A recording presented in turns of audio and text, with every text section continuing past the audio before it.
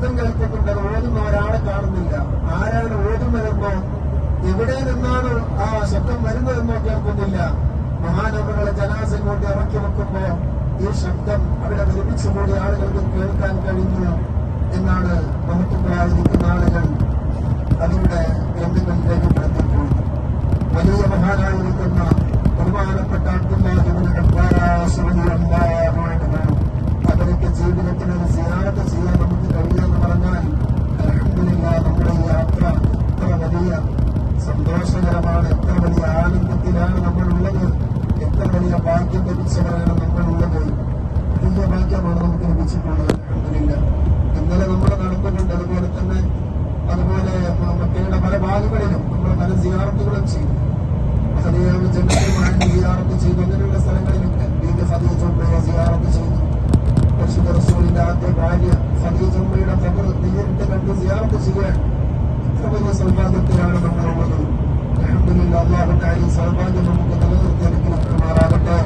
ഇനിയും ഒരുപാട് പരിശുദ്ധ മണ്ണിലേക്ക് എത്താൻ അല്ലാഹു നമുക്ക് എല്ലാവർക്കും തൗഫീഖ് നൽകി അനുഗ്രഹിക്കട്ടെ. ഇൻഷാ അല്ലാഹ് ഇങ്ങനെയുള്ള സ്ഥലങ്ങളൊക്കെ നമ്മൾ സന്ദർശിക്കുന്നത് ഓരോ ചവിട്ടടികളും വാഹനത്തിലാണ് നമ്മുടെ യാത്ര.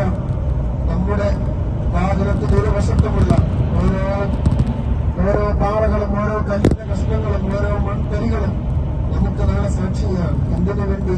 ഹബീബിനെ സ്മരിച്ചുകൊണ്ട് ഹബീബിന്റെ പരിശുദ്ധ ആ സ്മരണകൾ അയവെടുക്കുന്നതിന് വേണ്ടി, ഓർക്കുന്നതിന് വേണ്ടി, നേരിട്ട് ദർശിക്കുന്നതിന് വേണ്ടിയിട്ടാണ് നമ്മുടെ യാത്രയുള്ളത്. അതുകൊണ്ട് നാളെ സ്വർഗീയ ലോകത്തെ ഈ മണൽത്തരികളൊക്കെ നമുക്ക് സാക്ഷിയാകണം. അല്ലാഹു തൗഫീഖ് നൽകി അനുഗ്രഹിക്കട്ടെ.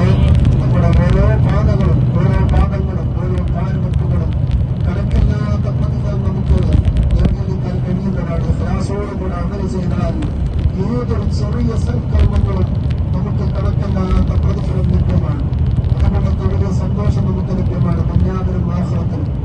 പിന്നെ ആഖിറത്തില് മാത്രമല്ല, ദുനിയാവിലും വലിയ സന്തോഷം നമുക്ക് ഇത്തരത്തിലുള്ള യാത്രകളിലൂടെ നമുക്ക് ലഭ്യമാകും. അതൊക്കെ നമുക്ക് അനുവദിക്കാൻ കഴിയണം. അല്ലാഹു തൗഫീഖ് നൽകട്ടെ.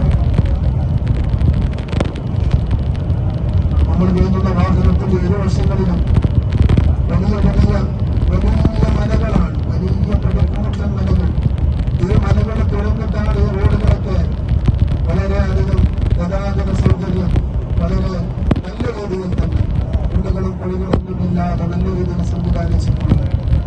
ഇത്ര വലിയ രീതിയിലുള്ള പ്രവർത്തനങ്ങളാണ് ഹാജിമാരെ സ്വീകരിക്കുന്നതിന് വേണ്ടി, ഇങ്ങനെയുള്ള സ്ഥലങ്ങളൊക്കെ കാണുന്നതിന് വേണ്ടി ഈ ഗവൺമെന്റ് ചെയ്യുന്നത് എന്ന് ആലോചിക്കുമ്പോൾ വളരെയധികം സന്തോഷമുണ്ട്. കാരണം ഇത്രയും വലിയ പ്രവർത്തനങ്ങളൊക്കെ സൗദി ഗവൺമെന്റിന് മാത്രമേ ചെയ്യാൻ കഴിയുള്ളൂ. വലിയ രീതിയിൽ ഹാജിമാരെ സ്വീകരിക്കും. ഓരോ മലകളും ഓരോ കുന്നുകളും കലന്തപ്പെട്ട് നമ്മളിങ്ങനെ നീങ്ങുന്നു. ഈ പരിശുദ്ധമായിരിക്കുന്ന മലകളിലൂടെ നഗ്നപാദങ്ങളുമായിട്ട് പരിശുദ്ധ റസൂൽ സ്വല്ലല്ലാഹു അലൈഹി വസല്ലം സഹാബികളും ഒരു കാലത്തോട് നടന്നുവെങ്കിൽ ഇന്ന് നമ്മൾ നല്ല ഏസ് ബുക്ക് ചെയ്ത കണ്ടീഷനുള്ള വാഹനത്തിൽ സന്തോഷത്തോടുകൂടെ യാത്ര ചെയ്യാൻ ആ കാലത്തുള്ള നമ്മുടെ ത്യാഗവും ഇന്ന് നമ്മുടെ ഈ യാത്രകളും ഒക്കെ നോക്കുമ്പോൾ നമ്മുടെ ചെറിയ അമലുകളുണ്ടെങ്കിൽ നമ്മൾ രക്ഷപ്പെടില്ല. വലിയ രീതിയിലുള്ള സൽക്രമങ്ങൾ നമ്മൾ ചെയ്യണം. എങ്കിലേ മഹാന്മാരുടെ കൂടെയൊക്കെ നമുക്ക് എത്തിപ്പെടാൻ കഴിയുള്ളൂ. അല്ലാഹു നമുക്ക് തൗഫീഖ് നൽകി അനുഗ്രഹിക്കട്ടെ. സൗകര്യങ്ങൾ ഓരോന്ന് കൂടുമ്പോഴും നമ്മുടെ സൽക്രമങ്ങൾ കുറഞ്ഞുകൊണ്ടിരിക്കാം. സൗകര്യങ്ങൾ ഓരോന്ന് കൂടുമ്പോൾ പിന്നോട്ട് നമ്മൾ വന്നുകൊണ്ടിരിക്കാം. ഈമാനിന്റെ കുറവുകൊണ്ട് അല്ലാഹു ശക്തിയുള്ള ഈമാൻ നമുക്ക് ഉള്ളവർക്കിലേക്ക് അനുഗ്രഹിക്കുമാറാകട്ടെ. ഇൻഷാ അല്ലാഹ് അല്പങ്ങൾ നമ്മൾ മുന്നിട്ട് കഴിഞ്ഞാൽ ബഹുമാനപ്പെട്ട സയ്യിദുനാ ഇബ്നു അബ്ബാസ് റളിയല്ലാഹു അൻഹു നമുക്ക് പുറത്ത് നമുക്ക് കാണാൻ കഴിയും. അതുപോലെയുള്ള സ്ഥലങ്ങളൊക്കെ നമുക്ക് സന്ദർശിക്കാൻ കഴിയും. അവിടുത്തെ ലൈബ്രറി ഉസ്താദ് പറഞ്ഞു കുത്തുബഖാന വലിയ കുത്തുബഖാനയാണ്. അതിനകത്തേക്ക് ഇതിനോട് കയറാൻ പറ്റില്ല. അതിന്റെ സ്ഥലം പുറത്തുനിന്ന് കാണാനൊക്കെ പറ്റും. അതിന് പകുതി നിർമ്മിച്ചൊക്കെ ചിലപ്പോൾ കാണാറുണ്ട്. ചിലപ്പോൾ ഉണ്ടാവും. അതായിരുന്നാലും ഉണ്ടെങ്കിൽ നമ്മൾ കാണാം. ഇത് തുറന്നിരുന്നൊന്നും പറയാൻ പറ്റില്ല. അൽഹംദുലില്ലാഹ് അവിടെയുള്ള പള്ളി തന്നെ വലിയൊരു മനോഹരമാണ്, ഭയങ്കര അത്ഭുതമാണ്. അതിന്റെ തൂണുകൾ വല്ലാത്തൊരു സംഭവം. അതിനകത്ത് കയറുമ്പോൾ നമുക്കൊരു ബോധമാണ്. നമ്മളിങ്ങനെ ആലോചിക്കും പഠിച്ചോലെ ഇന്ത്യ കാലം ഇവിടെ തെറ്റെന്ന് ഇങ്ങനെ ആലോചിക്കും.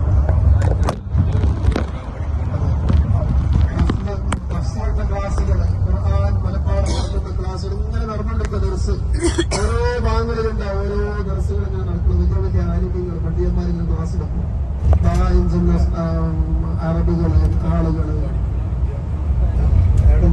ഒരുപാട് ആളുകൾ ഇവിടെ ദർസിൽ കാണാം.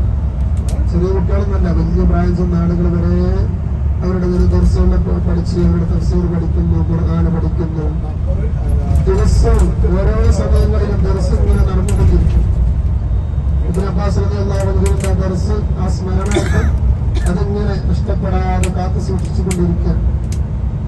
അൽഹംദുലില്ലാഹ്, അല്ലാഹു തആല അവരുടെയൊക്കെ മദദ് കൊണ്ട് അവരുടെയൊക്കെ തൃപ്തി കൊണ്ട് നമ്മെല്ലാവരെയും ദുനിയാവിലും ആഖിറത്തിലും എല്ലാം രക്ഷപ്പെടുത്തട്ടെ.